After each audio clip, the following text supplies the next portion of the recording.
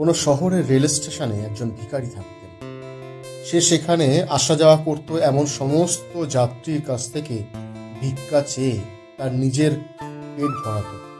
একদিন যখন সে ভিক্ষা করছিল তখন স্যুটবুট পরা একজন লম্বা মানুষকে সে দেখতে পেল।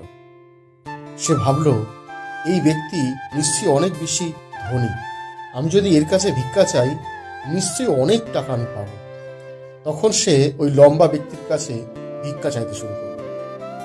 ভিখারিটাকে দেখে লম্বা ব্যক্তি বললেন, তুমি তো সবসময় চেতেই থাকো, কাউকে কখনো কিছু টাকা দিয়েছ, কোনো সাহায্য কিছু করেছ? ভিখারি বলল, সাহেব, আমি তো ভিখারি মানুষ, আমি তো সবসময় লোকের কাছে চাইতেই থাকি, আমার এমন কি ক্ষমতা আছে যে আমি লোককে দেব? তখন লম্বা ব্যক্তিটা বলল, যখন তুমি কাউকে কিছু দিতেই পারবে না তখন চাওয়ারও কোনো অধিকার তোমার নেই। আমি একজন ব্যবসায়ী আর আমি লেনদেনে খুব বেশি বিশ্বাস করি। যদি তোমার কাছে আমাকে দেওয়ার মতন কিছু থাকে তাহলেই তার বদলে আমি তোমাকে কিছু দেব। এই সমস্ত কথা বলার পরে ওই লম্বা ব্যক্তি ট্রেনে করে চলে গেল। এদিকে ভিখারি ওই ব্যক্তির সমস্ত কথাগুলো যা কিছু বলেছিলেন সেগুলো মনে মনে ভাবতে শুরু করলো। ওই লম্বা ব্যক্তির বলা সমস্ত কথা ভিখারির হৃদয়ের মধ্যে ছুঁয়ে গেল। তখন সে মনে মনে ভাবতে শুরু করলো, আমি হয়তো এই কারণেই ভিক্ষায় বেশি পয়সা পাই না, কারণ আমি কাউকে কিছু দিতে পারি না তাই। কিন্তু আমি তো ভিখারি, কাউকে কিছু দেওয়ার মতন ক্ষমতাই তো আমার নেই। কিন্তু আমি কতদিন লোককে কিছু না দিয়েই শুধু চেতেই থাকবো? অনেকক্ষণ ধরে ভাবার পর সে সিদ্ধান্ত নিল যে যতজন আমাকে ভিক্ষা দেবে তার বদলে আমি তাকে কিছু নিশ্চয়ই দেব।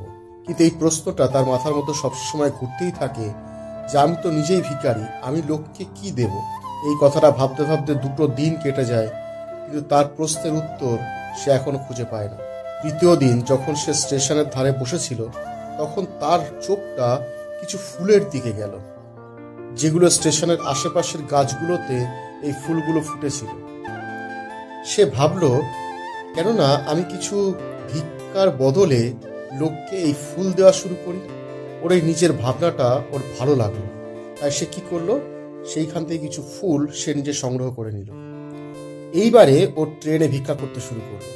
যখনই কেউ তাকে কোনো ভিক্ষা দেয় সঙ্গে সঙ্গে ভিক্ষার বদলে সে তাকে ফুলের একটা তোড়া ধরিয়ে দেয়, আর ওই ফুলগুলো লোকেরা ভালোবেসে তাদের নিজেদের কাছে রাখতে শুরু করলো। এইভাবে ভিখারি প্রত্যেকদিন ফুলগুলো তুলতো আর লোকেদের মধ্যে বিলিয়ে দিত। কিছুদিন পরে সে অনুভব করতে শুরু করলো যে আগের তুলনায় এখন অনেক বেশি লোক তাকে ভিক্ষা দেওয়া শুরু করেছে। আর ও স্টেশনের সমস্ত আশেপাশের ফুলগুলোকে ছিঁড়ে নিয়ে আসতো, আর যতক্ষণ তার কাছে ফুল থাকতো ততক্ষণ লোকে তাকে ভিক্ষা দিত।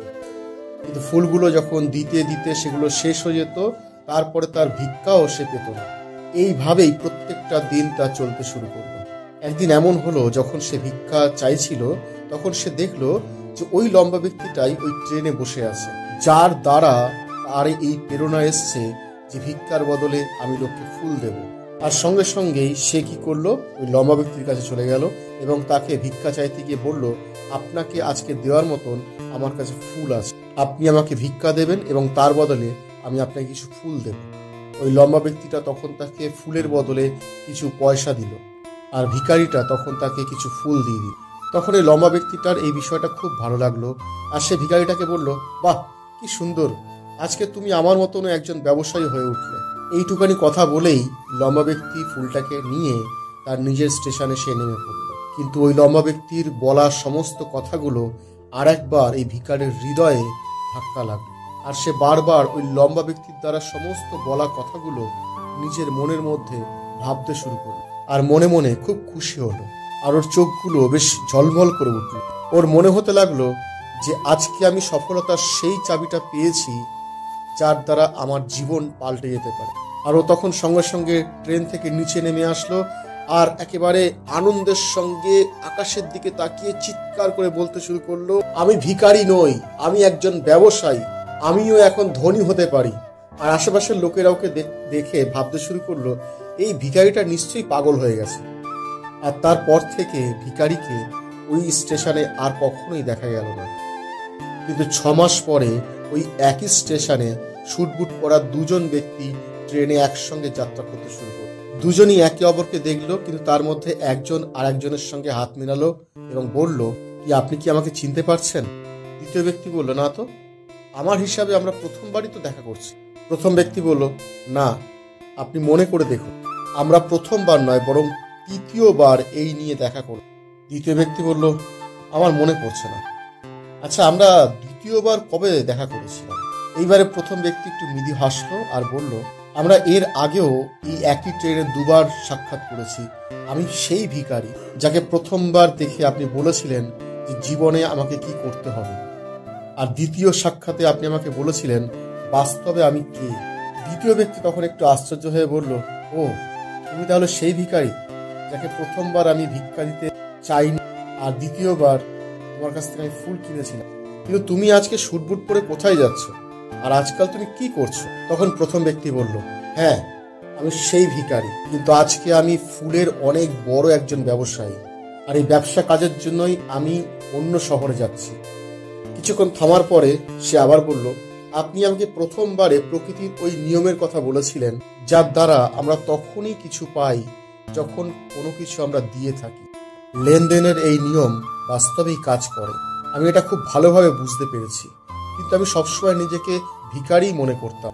এর থেকে বেরিয়ে আমি কখনো কিছু ভাবতেই পারতাম না। আর যখন আপনার সাথে আমার দ্বিতীয়বার দেখা হলো, তখন আপনি আমাকে বললেন আমি একজন ব্যবসায়ী হয়ে, আর তখনই আমি বুঝতে পেরেছিলাম বাস্তবে আমি ভিখারি নই, কিন্তু আমি একজন ব্যবসায়িক ব্যক্তি। আমি বুঝতে পেরেছিলাম কেন লোকেরা আমাকে এত বেশি ভিক্ষা দেয়। আসলে তারা আমাকে ভিক্ষা দিত না, বরং তারা ওই দাম দিত যে ফুলগুলো তাকে আমি দিতাম। তারা সবাই আমার কাছ থেকে ফুলগুলো কিনছিল। আসলে এর থেকে সস্তায় ফুল আর তারা কোথায় পাবে? আমি লোকেদের চোখে একটা ছোট্ট ব্যবসায়িক ব্যক্তি ছিলাম, কিন্তু আমি আমার নিজের চোখে একজন ভিখারিই ছিলাম। কিন্তু যখন আপনি আমাকে বোঝালেন, তখনই আমি বুঝতে পারলাম যে আমি আসলে কোনো ভিখারি নই, আমি একজন ব্যবসায়ী। আমি ট্রেনে ভিক্ষা করার সময় যে সমস্ত অর্থ আমি জমিয়েছিলাম, সেইগুলো দিয়ে আমি অনেক ফুল কিনেছি এবং ধীরে ধীরে আমি একটা ফুলের বড় ব্যবসায়ী হয়ে গেছি। এখানকার লোকেদের খুব পছন্দ হচ্ছে ফুল, আর সেই পছন্দই আমাকে একটা ফুলের বড় ব্যবসায়িক ব্যক্তি বানিয়ে দিল। দুজন ব্যবসায়ী খুব খুশি ছিল, আর তারা একসঙ্গে স্টেশনে নামলো এবং তারা সেই ব্যবসার কথা বলতে বলতে তারা এগিয়ে গেল। বন্ধুরা, এই কাহিনী থেকে আমরা অনেক কিছু শিখতে পারি। এই কাহিনীতে ওই লম্বা ব্যবসায়িক ব্যক্তি গিভ অ্যান্ড টেকের যে নিয়ম, সেটা খুব ভালোভাবে জানত। পৃথিবীর সমস্ত ব্যবসায়িক ব্যক্তিরা এই নিয়মটাকে সামনে রেখেই তারা বড় বড় ব্যবসায়িক হয়ে গেছে। এই ফর্মুলা ওই ব্যক্তি ভিখারিকেও বলেছিল, আর ভিখারি প্রকৃতির এই নিয়মটাকে সে নিজের জীবনে ব্যবহার করল, আর এর ফলাফল তার জীবনে পরিষ্কারভাবে দেখা গেল। যখন ও ওর চিন্তাটাকে পাল্টালো, তখন ওর জীবনটাই পাল্টে গেল। এই গল্পটা আমাদেরকে এটাই বলে যে যখন আমরা আমাদের চিন্তা ভাবনাগুলোকে পাল্টাই, পরিবর্তন করি, তখন আমরা অনেক কিছুই জয়লাভ করতে পারি।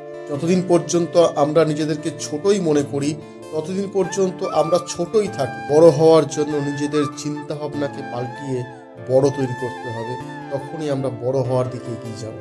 এই গল্পের মূল কথাটাই হলো যে আপনার সফলতা আপনার চিন্তা ভাবনার মধ্যেই লুকিয়ে রয়েছে। যখন আপনি আপনার চিন্তা ভাবনাগুলোকে অনেক সুন্দর করে তুলবেন, অনেক বড় করে তুলবেন, তখন সফলতা আপনার শিখরে পৌঁছে যাবে। ফিলিপিও পুস্তক তার 4 অধ্যায়ে 13 পদ বলছে, যিনি আমাকে শক্তি দেন তাহাতে আমি সকলই করতে পারি। যখন ঈশ্বর আমাদের জীবনে শক্তি দিচ্ছেন, যখন খ্রিস্ট যিশু আমাদেরকে শক্তি দেন, সেই শক্তির দ্বারা আমরা সমস্ত কিছু করতে পারি। তাই আমরা যেন নিজেদেরকে কখনোই এরকম না ভাবি যে আমার দ্বারা কোনো কিছু হবে না, আমি কোনো কিছু পারি না, আমি ভিখারি মানুষ, বা এরকম যেন কখনো আমি না ভাবি যে আমার দ্বারা কোনো কিছুই হবে না।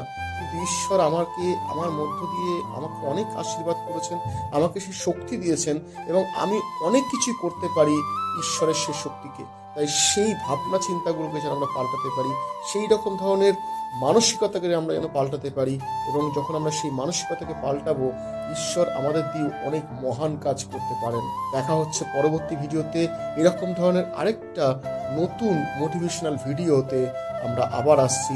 তাই ততক্ষণ ভালো থাকুন, সুস্থ থাকুন। যদিও